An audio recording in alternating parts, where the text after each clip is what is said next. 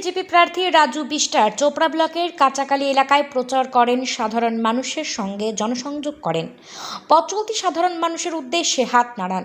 তিনি আজ একটি আখের রস বিক্রেতার সঙ্গে কুশল বিনিময় করেন ও তার গাড়ি চালানোর চেষ্টা করেন। আখ রস বিক্রেতা হাবিবুর ইসলাম বলেন, খুব ভালো লাগছে। কাঁচাকালী এলাকার একটি মন্দিরে যান এবং বাজারেও তিনি সাধারণ দোকানদারদের সঙ্গেও কুশল বিনিময় করেন।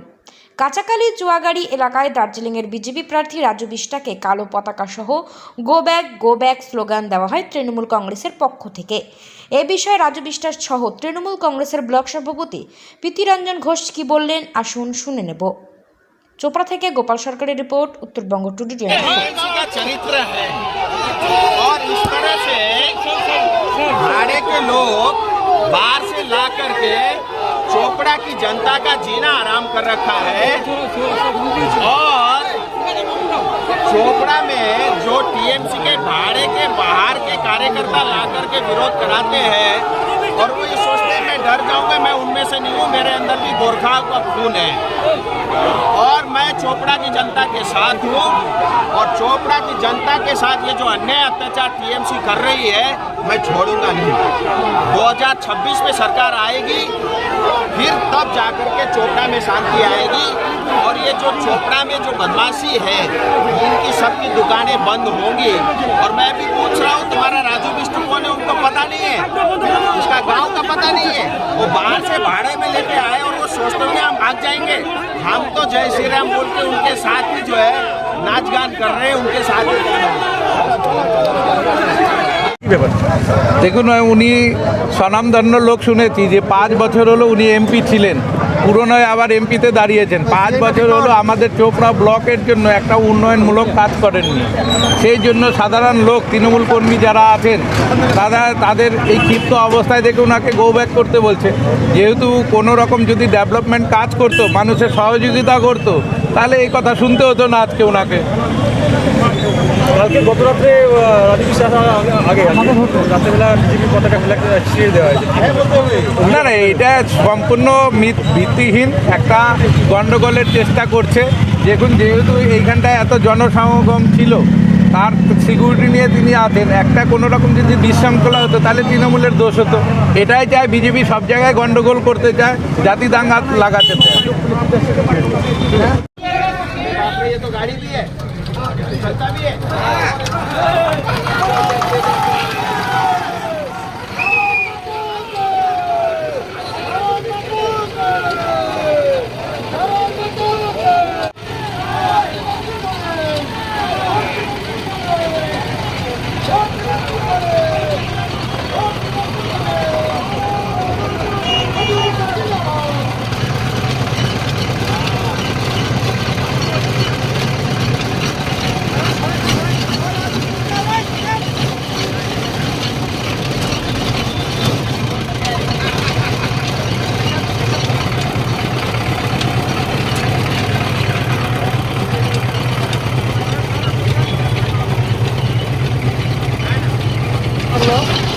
তিনি নিজের হাতে কুশলের রস বানালেন, আপনার গাড়িরও অনেক প্রশংসা করলেন তিনি। কিরকম লাগছে আপনার? খুব ভালো লাগছে। আপনার নাম? ইসলাম। ধন্যবাদ।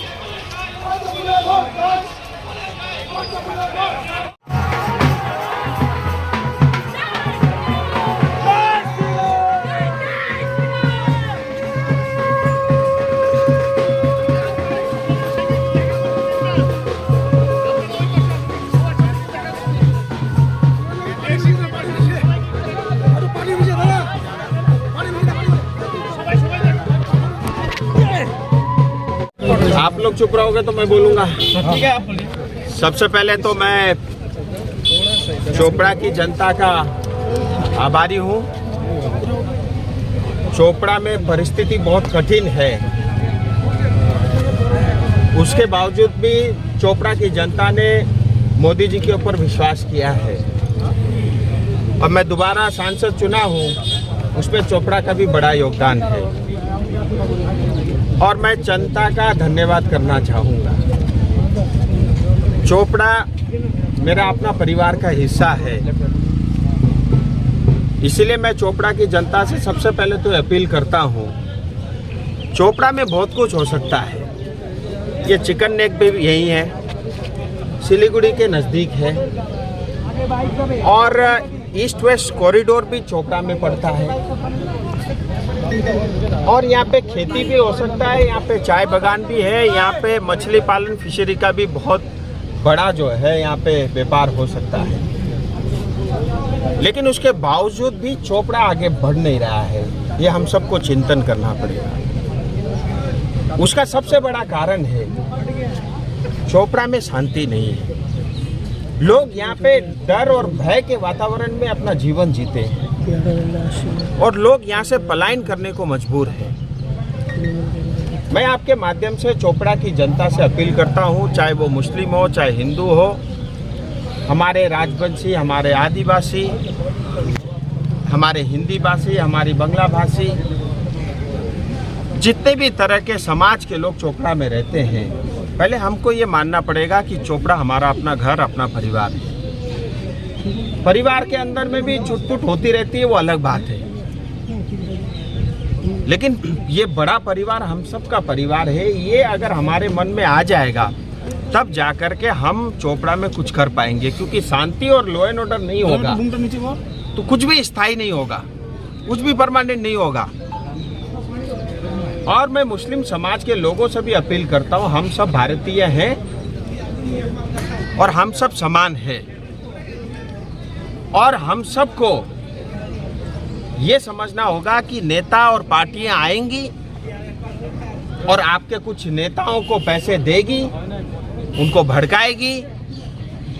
इस लालच में हमको नहीं पड़ना चाहिए, क्योंकि चोपड़ा हम सबका है, हमारे बच्चे यहीं पैदा होंगे, यहीं पढ़ेंगे, यहीं बड़े होंगे। लेकिन अगर चोपड़ा का वातावरण ठीक नहीं होगा, उसके लिए जिम्मेदार आप सब भी होंगे। सभी वर्ग के जितने भी नेता हैं उनकी भी जिम्मेदारी बनती है कि आप अपनी जगह राजनीति करो। आपको बीजेपी अच्छा नहीं लगता, उसकी 4 बुराई करो। आपको तृणमूल अच्छा नहीं करता, उसकी 10 बुराई करो। लेकिन उसका अर्थ ये नहीं कि हम एक दूसरे के ऊपर में जो है हमला करें, हम एक दूसरे के ऊपर में जो है आरोप लगाएं। ये सरासर गलत है और बंद होना चाहिए। और मैं फिर अभी अपील करता हूँ, शांति हमारे लिए प्राथमिकता है। डेवलपमेंट की कोई कमी नहीं है। यहाँ पे जो है 284 प्रोजेक्ट के लिए 680 करोड़ रुपए हर घर जल के लिए, पीने के पानी के लिए पैसा मिला है केंद्र सरकार से, लेकिन जल मिला क्या जनता को? नहीं मिला। यहाँ पे प्रधानमंत्री ग्राम सड़क योजना से सड़कें बनी, लेकिन क्या जनता को मिली? नहीं मिला। यहाँ पे जो है 84,000 ग्रामीण क्षेत्र में और 13,000 शहरी क्षेत्र में करीब 93,000 प्रधानमंत्री आवास योजना मिला। 1 लाख करीब पैसा आया, लेकिन जनता को मिला? ये पैसा कहाँ गया? कौन खा गया? तो इसीलिए जितना भी पैसा आएगा वो डेवलपमेंट में अगर नहीं लगेगा तो यह जनता के साथ अन्याय है। বলছিলাম স্যার, বিগত 5 বছরে তৃণমূলের অভিযোগ যে বিগত 5 বছরে এই চোপড়ায় নাকি কোনো কাজ করেনি বিজেপির সাংসদ, কি বলবেন স্যার? ये तो टीएमसी को जो है जो शूट करता है वो बोल देता है, जो उनको पसंद आता है वो बोलता है।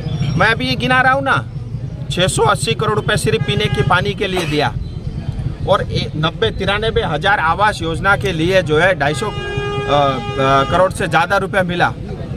और इतना ही प्रधानमंत्री ग्राम सड़क योजना ग्राम ग्राम में जो बन रहा है वो केंद्र का पैसा है। अब 32,000 करोड़ में गोरखपुर से सिलीगुड़ी तक जो है चोपड़ा होते हुए 6 लेन का नया रोड बन रहा है। और एकलव्य मॉडल स्कूल भी जो है यहाँ पे ट्राइबल बच्चों के लिए, उसके लिए भी मैं प्रयास कर रहा हूँ और वो भी जो है उसकी भी जल्द स्वीकृति होगी। पैसा का कमी नहीं है। 5 किलो चावल मिल रहा है, कोविड के समय में 2 वैक्सीनेशन मिला, सब तो मिला, लेकिन उसके बावजूद भी जनता तक नहीं पहुंच रहा है।